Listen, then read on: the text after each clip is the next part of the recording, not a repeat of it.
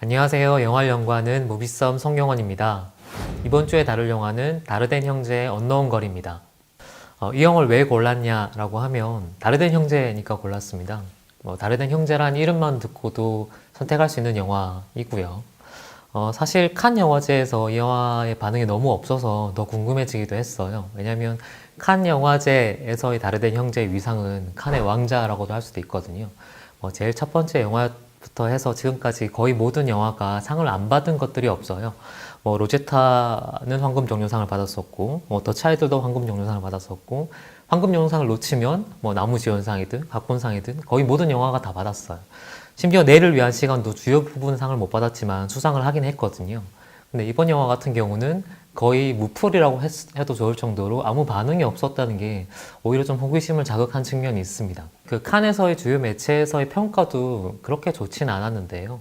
일단은 다르덴 형제의 10번째 영화이기 때문에 볼 수밖에 없는 영화이고 보고 판단해야 되는 영화인데 저 개인적으로는 그렇게 실망스럽지는 않았어요. 하지만 어떤 부분이 실망스러웠는지 어떤 부분이 좀 당황스러웠는지는 충분히 알겠더라고요. 이번 시간에는 그런 다르덴 형제의 변화를 짚어보고 그런 다르덴 형제 영화에 대한 좀 모자란 부분이 있다면 변명을 한번 해볼까 합니다. 이런 설명들이 좀 곁들여지면 훨씬 더 흥미롭게 다가갈 수 있는 영화이기 때문이죠.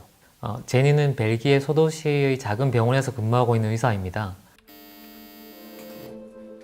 어느 날 제니는 한밤중 다급히 병원을 찾은 한 소년을 외면합니다. 이후 그 소녀가 변사체로 발견되었다는 소식을 전해 듣게 되는데요. 한 번도 본 적이 없는 소녀의 죽음에 죄책감을 느낀 제니는 소녀의 사진을 들고 그녀의 이름과 행적을 찾아 나섭니다. 하지만 사람들은 자신의 죄책감을 상기시키는 제니를 모른 척 외면하고 분노를 표출시키기도 하는데요. 과연 제니는 죽은 소녀의 이름을 찾을 수 있을까요? 이 영화의 첫 번째 포인트는 다르덴 형제의 리얼리즘입니다. 다르덴 형제가 왜 이렇게 유명한지에 대해서 조금 살펴볼 필요가 있는데 처음에 등장할 때부터 리얼리즘에 대한 어떤 새로운 견해들을 보여준 감독이라고 할 수 있습니다. 다르덴 형제의 대표적인 인장이라고 할 수 있는 기법이 핸드헬드 카메라 그리고 롱테이크 기법인데요. 이 두 가지가 우리가 지금 흔히 생각하는 사실적인 리얼리즘의 영화의 어떤 기초라고도 할 수 있죠. 하지만 다르덴 형제의 핸드헬드와 롱테이크는 다르덴 형제의 영화에서 그렇게 쓰였기 때문에 의미 있는 건데요. 어떤 맥락에서 쓰고 있는지 좀 살펴볼 필요가 있습니다. 기본적으로는 인물에 밀착하는 카메라죠. 항상 인물 뒤를 따라가는 카메라예요. 그러다 보니까 자연스럽게 흔들리는 거고요. 그리고 인물 뒤를 따라갈 때 커팅을 나누지 않고 계속 쭉 따라가거든요. 이 모든 걸 다 자르지 않고 보여준다는 이 상황 자체가 굉장히 중요한 건데요. 우리가 흔히 영화를 볼 때 스토리를 따라가잖아요. 기승전결이 있는 거죠. 근데 다르덴 형제 영화의 특징은 뭐냐면 기승전결이 없어요. 굳이 정확히 따지면 기승전결 중에 중간 부분을 잘라낸 거예요. 이를테면 승만 잘라서 보여준다든지 전만 잘라서 보여준다든지 특정 부분을 잘라서 보여주는 거죠. 이게 앞뒤를 설명하지 않고 그냥 툭 던져준다는 느낌이 있거든요. 근데 그런 툭 던져준다는 느낌이 사실 다르덴 형제의 리얼리즘의 가장 핵심이에요. 뭐냐라고 하면 우리가 이야기라는 완성된 형태로 전달을 받는 게 아니라 그냥 그 상황에 갑자기 불쑥 들어간다는 느낌이 주는 거죠. 그게 굉장히 사실적이라는 느낌이 있는 거고 그리고 그 전체 얘기가 없진 않아요. 전체 얘기를 이 사람들도 구성을 하고 있는데 일부러 중간에 잘라진 화면만 보여주는 거거든요. 그때 느껴지는 사실감, 이게 다른 형제의 리얼리티고요. 여기서 중요한 거는 인물 혹은 이 상황이 뭔지 모른다는 거죠. 그러니까 당연히 보는 사람들은 그게 뭔지가 궁금해져요. 이렇게 추측을 하게 되죠. 유추를 하게 되고 이야기의 전체를 보여주는 게 아니라 중간을 잘라서 보여주기 때문에 그 인물이 어떤 상황에 처해 있는지 전체 그림이 안 나와요. 전사도 안 나오고 상황도 정확히 안 보여주죠. 당연히 안 보여주니까 관객들은 추측을 하게 되는 거예요. 보여주는 화면들, 상황들을 통해서 어떤 상황인지, 배경이 뭔지, 왜 저렇게 밖에 될 수 없는지들을 계속 끊임없이 궁금해하면서 보게 되는 영화입니다. 그러다 보니까 이게 이 영화에 관객이 참여하는 방식인 거고 그 배경들을 찾다 보면 이게 뭐가 문제구나라는 걸 드러나게 되는 영화입니다. 다른 형제가 늘 고발하고 싶었던 거는 유럽 사회의 어떤 시스템적인 문제들이거든요. 예를 들면 로제타 같은 경우에는 알코올 중독자 어머니와 함께 사는 10대 소녀의 얘기를 들려주는데 이 소녀가 왜 이렇게 살 수밖에 없는지 그리고 이 소녀의 진짜 심정이 뭔지를 구구절절 설명하지 않아요. 그냥 상황을 툭 잘라 보여주거든요. 그럼 당연히 관객들은 그 상황에 미쳐서 이 소녀가 이렇게 될 수밖에 없는 뭐 사회적인 배경이라든지 시스템의 결함이라든지 이런 것들을 추측하게 되는 거죠. 이게 다르데의 리얼리즘이에요. 당연히 이 사회가 어떤 방식으로 돌아가는지 전체 배경들을 관객들이 적극적으로 이제 찾아나가게 되는 거죠. 그래서 완전히 현실에서 떠 있는 자극적인 사건을 보여주는 게 아니라 이 사건이 왜 일어날 수밖에 없는지에 대한 배경들을 관객들이 채워나간다는 의미에서 리얼리즘이거든요. 그걸 위해서 필요한 핸드헬드와 롱테이크라고 할 수 있습니다. 한마디로 얘기하면 늘 비극적인 상황에 처해 있는 인물들이 주인공으로 등장을 하거든요. 근데 그 인물에게 어떤 책임, 네가 이래서 이렇게 됐어 라는 책임을 묻는 게 아니고 그 인물이 이런 상황에 처할 수밖에 없는 상황들, 배경들 혹은 시스템의 결함들을 부각시키는 쪽의 리얼리즘이라고 할 수 있습니다. 근데 이런 다르데 형제 영화가 최근에 와서 좀 변화하기 시작했는데요. 정확히는 제가 볼 때는 내일을 위한 시간부터 좀 변하기 시작했던 것 같아요. 이제는 진짜 우리가 처해있던 문제가 시스템만의 문제인가 혹은 그 시스템 위에서 어떤 사람들이 어떤 선택을 하는가의 문제는 아닌가? 라고 질문하기 시작하는 것 같아요. 그래서 내일을 위한 시간 같은 영화를 보면 그 전까지는 고발이에요. 이런 게 문제야 라고 하는데 이제 그 다음 단계를 보여줘요. 제3의 선택을 하는 걸 보여줘요. 우리는 제3의 선택을 할 수 있다. 뭐 이를테면 인간으로서의 자존감을 지키는 문제 혹은 함께 살아가는 연대를 형성하는 문제 이런 쪽으로 나아갈 수 있다는 적극적인 혹은 존재론적인 선택들을 보여주거든요. 이제는 그 다음에 이렇게 해야 되지 않겠니? 라고 권유를 하거나 함께 연대에 동참을 호소하는 쪽으로 바뀌고 있어요. 이 변화가 어떤 사람들에게는 너무 나갔다라고 보이는 것 같고 그런 부분이 다르된 형제 영화의 어떤 리얼리티를 해친다고 보시는 분들도 있는 것 같아요. 이번 영화에서는 거기서 더 한 발 나가서 주제에 대한 메시지 전달이라든지 아니면 호소를 더 강력하게 하는 영화라고 보시면 됩니다. 그래서 한편으로는 좀 너무 세게 얘기해서 교조적으로 설교를 하는 것 같은 느낌이 줄 수도 있어요. 그게 아마 불편함 혹은 거부감의 원인인 것 같습니다. 이 영화의 두 번째 포인트는 질문하는 캐릭터 제니입니다. 언노운 걸은 다르덴 형제의 영화 중에 가장 장르적인 색이 짙다라는 평가를 받았습니다. 기본적으로는 이 언노운 걸이 누군지를 찾아다니는 얘기이기 때문에 어떤 스릴러적인 구조를 띠고 있는 것처럼 보이기도 하죠. 근데 사실 다르덴 형제 영화와 장르 영화는 전혀 어울리진 않거든요. 이 영화가 근데 장르적인 색채를 띠는 것처럼 보이는 이유는 제니가 한밤중에 찾아오는 그 소녀를 잠깐 외면한 그 사건이 이 죽음에 어떤 책임이 있다라는 느낌을 받거든요. 그래서 이제 주변 환자들에게 이 여자의 이름을 찾아다녀요. 이 사람 아는지, 본 적이 있는지. 사실은 어떻게 보면 그렇게까지 죄책감을 느낄 정도로 이 여자가 뭔가 이 사건에 개입이 돼 있거나 잘못한 건 아니거든요. 뭔가 범인을 찾는 것 같고, 이 사람의 이름을 찾는 과정이 뭔가 그 사이에서 대단한 비밀이 밝혀질 것 같고, 라는 어떤 틀을 뜨게 되는 거죠. 근데 사실 이 영화는 장르 영화는 아니고요. 사실 설득이 목표였다면 이 제니라는 캐릭터에 대한 설명이 좀 더 필요하거든요. 왜냐면 왜 이 사람이 이렇게까지 찾아 나가야 되는지에 대한 근거를 마련해 줘야 되기 때문에. 근데 늘 그렇듯이 이번에도 마찬가지로 이 제니라는 역할에 대해서 뭔가 전사를 많이 밝혀주진 않습니다. 돈 잘 버는 외과의 대신에 그냥 동네 의사를 선택했다라는 요 정도의 상황? 그 정도의 설명이면 충분한 역할인 거예요. 그리고 나서 영화가 보여주고 싶은 거는 그 의사가 주변 사람들을 탐문하면서 보여주는 반응들, 주변 사람들의 반응들을 좀 더 보여주고 싶은 거죠. 감독인 장피에르 다르덴의 말에 따르면 제니는 세상에서 진실을 이끌어낸 산파라고 표현을 했어요. 정확히 이 표현에 부합하는 캐릭터라고 볼 수 있는데 이 사람이 어떤 심리를 느끼는지, 죄책감이 어디서 발생하는지가 중요한 게 아니에요. 이 사람을 통해서 보여주는 상대방의 반응들이 중요한 거죠. 어떻게 보면 사회를 비추는 거울이라고도 할 수 있고요. 그래서 일부러 어떤 의미에서는 그게 무표정하고 감정을 많이 드러내지 않고 캐릭터성을 더 부여하지 않는 거라고 볼 수도 있습니다. 기본적으로 다르덴 형제 영화는 인물에 밀착해 있는데 이번 영화 같은 경우는 인물에 밀착해서 따라간다기보다는 공간을 점유하고 있는 것 같은 느낌을 줍니다. 예전에는 인물의 이동을 다 따라가던 카메라가 이번에는 그 공간에 가면 멈춰 선 채 그 인물들이 돌아다니는 걸 관찰하기 시작해요. 그리고 두 번째로는 원래는 다른 형제에는 이동의 영화라고 할 수 있을 만큼 이동 과정을 굉장히 중요시하는 영화거든요. 예를 들어서 로나의 침묵 같은 영화를 보면 정말 쓸데없는 화면들도 다 보여줘요. 근데 왜 이렇게 보여주냐라고 하면 그걸 다 보여줌으로써 그 인물에 몰입하게 하는 거죠. 말 그대로 정말 인물에 밀착을 시키는 거거든요. 근데 이번 영화 같은 경우는 점프가 굉장히 많아요. 시간 점프가 의외로 많아요. 누구를 만나러 갈 때 그 만나러 가는 과정들을 생략해버리거든요. 물론 다 그런 건 아니지만 상당히 많은 부분들을 생략을 합니다. 예를 들면 처음 점프가 이루어지는 데는 경찰서 사건이 일어난 걸 알고 나서 경찰서를 찾아가는 장면에서 중간에 갑자기 이동하는 장면이 생략이 돼요. 결정적으로는 자기의 인턴이 중간에 이제 처음에 그만두는 장면이 나오거든요. 근데 그 인턴을 만나러 찾아가는 과정도 갑자기 점프를 해요.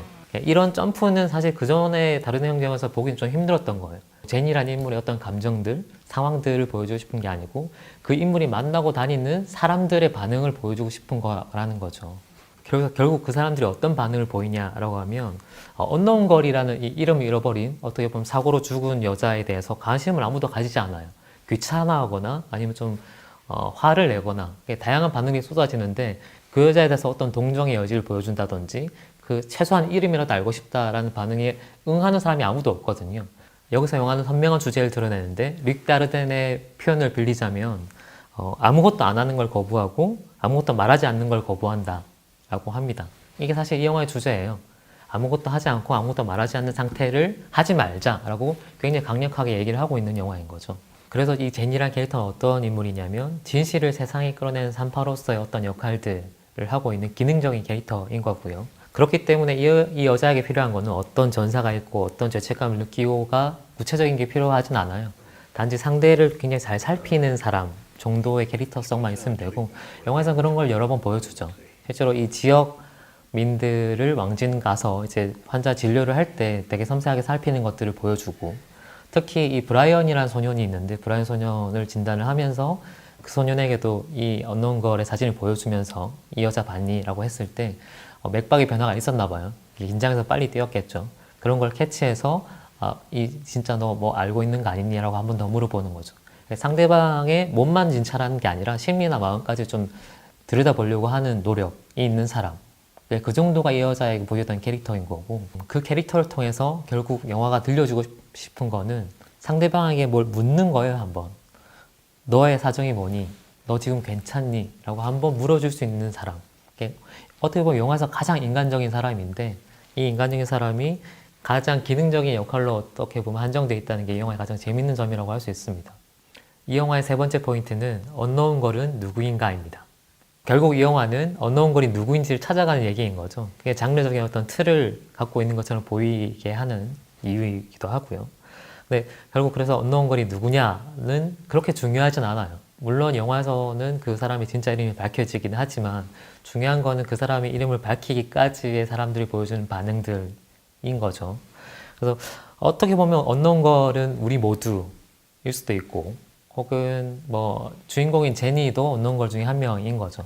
결국 뭐냐면 이거는 우리가 잃어버린 이름들을 찾아가는 얘기라고 할 수 있어요. 뭐 흔히 김추수 시인의 꽃처럼 내가 너의 이름을 불러줬을 때 네가 나에 와서 의미가 되었다라는 그런 얘기를 하잖아요. 그것처럼 보통 현대사회에서 뭐 이런 집단이 있을 때 혹은 시스템이 잘 갖춰진 사회일수록 서로가 그냥 역할이나 기능으로 소비되는 거예요. 그냥 의사는 의사인 거고 경찰은 경찰인 거죠. 그냥 경찰이 할 일을 의사 굳이 할 필요도 없는 거고요. 근데 거기까지 그냥 역할로만 받아들이고 있는 사람들, 이게 오히려 어떻게 보면 문제라고 보고 있는 것 같습니다. 한편으로는 서로 이름을 모르고 있는 상태에서 서로 이름에 관심을 가지려고 하는 상황, 이게 중요한 거고요. 영화에서 이름이라고 하는 거는 상대방을 제대로 응시한다는 거예요. 네가 어떤 사람인지 내가 알고 싶다. 혹은 너에게 관심이 있다. 온전히 한 사람을 한 사람으로 보는 법이라고도 할 수 있죠. 사실 이 영화에서 사건이 해결되는 방식은 사건이 해결되는 방식으로 보기도 힘들어요. 그냥 한번 물어본 거거든요. 너 괜찮니? 혹은 이 사람의 이름을 우리가 알아야 되지 않겠어요? 라고 그냥 한번 물어보는 거예요. 그리고 나서 뭔가 특별한 일을 하진 않아요. 근데 그 한번 물어본다는 것 자체가 어떤 사람에게는 굉장히 어떤 울림으로 다가갈 수도 있는 거죠. 누군가라도 나에게 한번 혹은 나한테 이런 시점으로 한번 관심을 가져줬으면 하는 게 우리의 마음을 울릴 수 있거든요. 영화는 그런 것들을 자세하게 보여주는 것 같습니다. 이 영화를 장르 영화로 보고 싶으면 이 영화의 동력은 죄책감으로 볼 수도 있거든요. 제니라는 사람이 자기가 케어해주지 않아서 그 사람이 죽었어 라는 죄책감에 그 죄책감 씻으려고 사람의 이름을 찾아가는 것처럼 보이기도 하죠. 근데 사실은 영화를 진짜 이끌고 나가는 거는 죄책감이 아니에요. 오히려 굳이 표현하자고 하면 어떤 책임감, 집단, 지역 커뮤니티의 일원으로서의 책임감 정도라고 볼 수 있을 것 같아요. 아니면 최소한의 인간된 도리라고도 할 수 있겠죠. 그래서 그런 것들을 보여줄 때 상대방도 마음을 열어요. 그중 대표적인 캐릭터 중에 하나가 인턴인 줄리앙인데, 초반에 이 인턴이 뭔가 일을 잘 못해서 이렇게 지방에 그냥 내려가 버린, 의사를 포기하고 내려가 버린 장면이 나와요. 근데 그렇게 했을 때 그 사람의 사정을 다 안다고 해서 이 사람의 어떤 상황이나 상처가 한 번에 씻어지는 건 아니거든요. 그래서 영화에서 그걸 보여줄 때 제니가 묻고 그 줄리앙이 답할 때 처음에는 그런 생각이 들었어요. 그게 무슨 의미가 있을까? 저 상황을 해결해 주는 게 아닌데. 영화는 그게 상황을 해결한 첫 번째 걸음이라고 생각하는 거죠. 실제로 이 영화에서 시간이나 공간에 많은 점프들을 주고 있는데 이런 점프를 주는 이유 중에 하나는 생각할 시간을 주는 것 같아요. 한번 묻고 너 괜찮니? 라고 묻고 그 다음 그 과정들을 생략하는 거죠. 그리고 그 질문을 통해서 이 사람이 이 사람이 나에게 관심을 가져준다라는 그 마음 때문에 뭔가 답을 냈겠죠. 그래서 그 답을 보여주는 것들을 계속 반복해요. 예를 들면 인턴인 줄리앙도 그랬고 목격자 중에 한 명이 브라이언, 그리고 브라이언의 아버지도 그렇고요. 혹은 제일 마지막에 이제 그 언노운 걸의 언니가 나오는데 그 언니도 마찬가지예요. 이 사람에게 뭔가 특별히 해준 게 있어서 뭔가 마음이 바뀐다? 어떤 사건이나 계기를 마련해 주는 게 아니고 그냥 자기 동생을 찾아다니는 모습을 한번 보여주는 거죠. 그게 전부예요. 영화는 함께 살아가는 이 지역민들에 대한 책임감, 사람으로서의 어떤 도리, 혹은 그냥 내 이웃을 한번 바라보라, 똑바로 바라보라 라고 얘기를 하고 있는 것 같습니다. 그게 한편으로는 되게 좀 교조적으로 들릴 수도 있죠. 이런 설득이라기보다는 이렇게 해야 되지 않겠니라는 권유가 너무 강해서 좀 거부감이 느껴질 수 있는 것 같은데, 또 한편으로는 굉장히 필요한 메시지라고 봐요. 이 영화에서 재밌는 부분 중에 하나는 이 의료 커뮤니티의 작은 지방의 동네 병원에서 일어나는 일이라는 거예요. 그 안에서 할 수 있는 것들, 그 안에서 그냥 단순히 환자와 의사의 관계를 넘어서 서로에게 인간적인 관심을 가지는 것들까지 포함해야 되지 않나. 시스템 이상의 사람의 손길, 온기 같은 것들을 부여해야 된다라고 강력하게 얘기하고 있는 것 같습니다. 그래서 한편으로는 성공지향적인 삶에서 지역 커뮤니티에 뿌리 내리는 과정을 보여준다고도 할 수 있고요. 영화의 엔딩 쇼트가 사실 영화의 모든 걸 설명하는 것 같기도 해요. 몸이 불편한 할머니를 모시고 옆에 부축을 해서 천천히 이제 진료실로 걸어 들어가는 그 장면. 그 쇼트에 되게 느리고 보살펴주는 듯한, 상대방을 배려하는 듯한 호흡이 사실 이 영화가 가장 강력하게 우리가 이래야 되지 않냐라고 호소하고 싶은 지점이라고도 할 수 있습니다.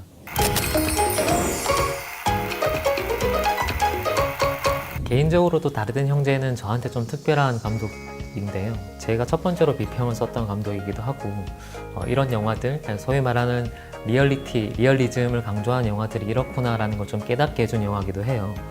이런 감독의 변화를 지켜보는 것은 한편으로는 굉장히 즐거웠고 한편으로는 좀 괴로운 일이기도 합니다. 왜냐면 원래 내가 사랑했던 감독이 이런 형태로 변하고 있구나라는 것들이 보이기 때문에. 이 재밌는 평 중에 하나가 와플이 그립다는 평이 있었어요. 칸 반응 중에. 그러니까 로제타 때 와플 굽는 장면들이 나오거든요. 이번 영화에도 와플 굽는 장면이 나와서 그때만큼 신선하지 않다, 똑같은 와플을 굽는데 라고 하는 것 같아요. 근데 한편으로는 부분적인 실망감이 있을 수는 있지만 저는 이런 변화는 필요한 변화라고 봐요. 감독을 하나의 어떤 틀로 규정 짓고 이렇게만 만들어야 돼 라고 하는 게 훨씬 더 좀 위험한 태도 아닌가 싶고, 지금 이런 변화들은 다르덴 형제가 유럽이 변하면서 유럽에 맞춰서 내가 이런 시점으로 영화 보고 싶다라고 변화하는 걸 보여주고 있는 거거든요. 그게 어떤 사람한테는 이런 가르치려는 방식이 조금 불편하게 다가올 수도 있을 것 같습니다. 하지만 저는 이 시점이 굉장히 필요한 얘기라고 보고 지금 시대에 필요한 얘기에 호응하고 있다고 봐요. 그래서 부분적으로는 다른 형제가 원래 갖고 있던 어떤 미학적인 가치를 좀 훼손한 측면도 있지만 메시지나 주제로는 훨씬 더 강력하다고 보고요. 저는 이 연대해야 된다, 혹은 함께 살자, 혹은 내 이웃을 바라봐라 라고 하는 메시지가 예전보다 훨씬 더 강력하게 다가왔기 때문에 영화적인 완성도란 별개로 지금 시대에 가치 있는 영화라고 생각을 합니다. 이 영화의 대중성은 60점입니다. 이 영화의 예술성은 80점입니다. 지금까지 영화를 연구하는 무비썸 송경원이었습니다. 다음 주에 또 다른 영화로 찾아뵙겠습니다.